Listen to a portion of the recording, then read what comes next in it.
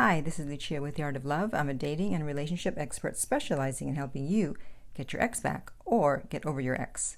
And today I want to talk about why you must be polite to your ex if you want them back. Now, if you've seen my video on rejection, you may be saying, but Lucia, isn't that a contradiction? You said to reject your ex and now you're saying to be polite. It's not the same thing. You want to be polite, nice with your words, and tough with your actions. So when you're rejecting them, you're doing it with your actions. But when you have contact with them, you're nice and you're polite. And I will tell you why you need to do that if you want them back.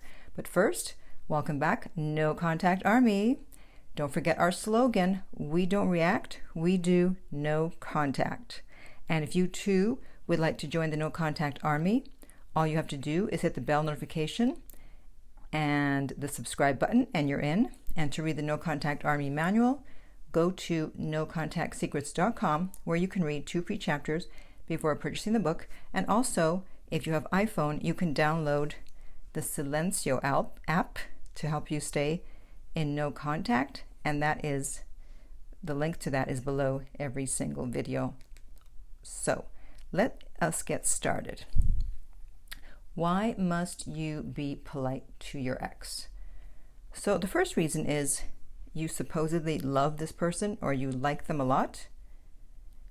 So you should be speaking nicely to them anyway, unless they did something like cheat on you, steal a bunch of money, something along that line. But otherwise, if you love this person, then why wouldn't you be polite? It's just the way that you're supposed to speak to someone. Even if you're mad, you don't hit below the belt.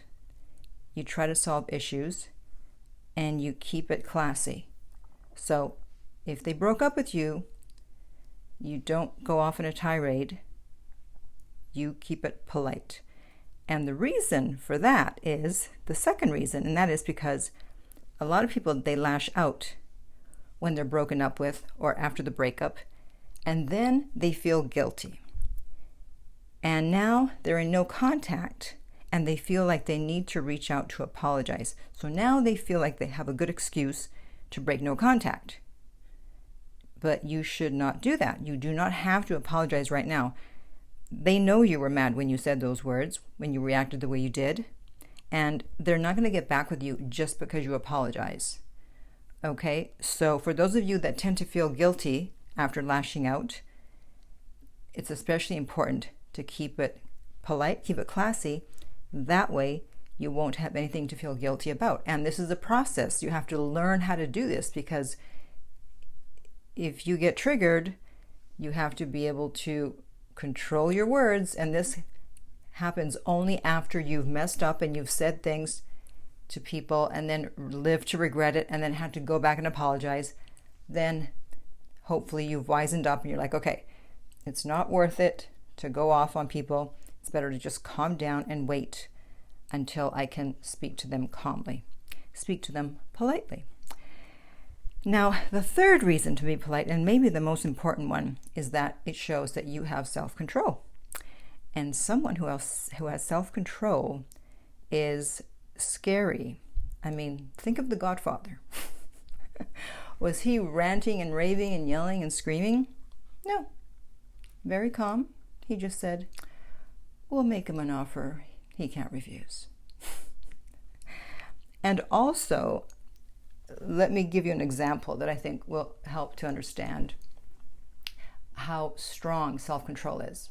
So let's pretend that you're cheating, shame on you, and your boyfriend, girlfriend, whatever, wife, husband walks in and catches you right in the act. Now, which response would you be the most afraid of?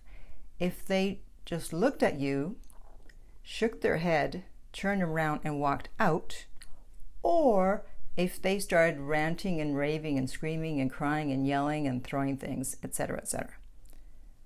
If you're being honest with yourself, I think you're going to say the first one. Why? They were in control. They didn't do any of those things. And that's scary because, oh my God, this person can control themselves. You don't know what they're thinking. Because if someone is yelling and crying, etc., then you know that they're really affected by it.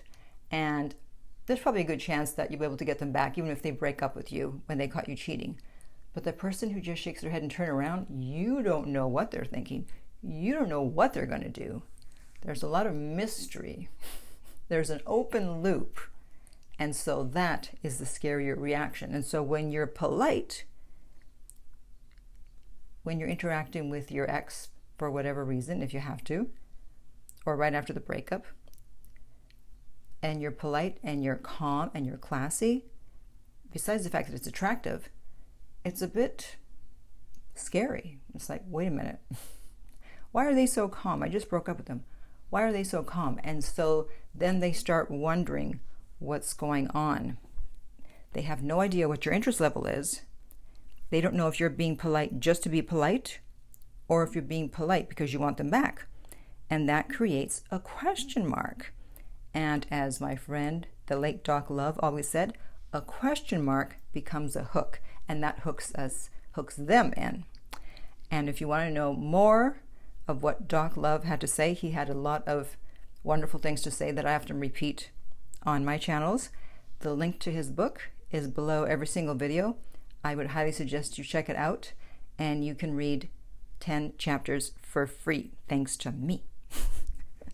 And by the way, being polite, it applies to all aspects of life. It doesn't have to be just about getting an ex back.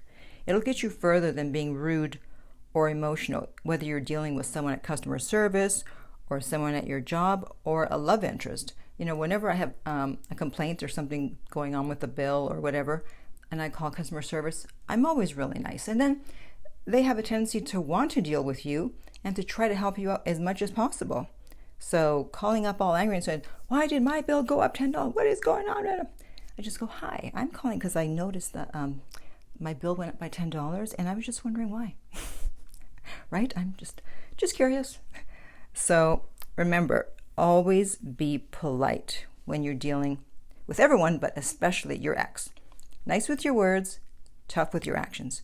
So now I want to hear from you. Do you agree with me that you should always be polite, except in certain circumstances? I understand there's going to be circumstances where you want to kill someone. I don't suggest you do it, but in those cases, you don't have to be polite.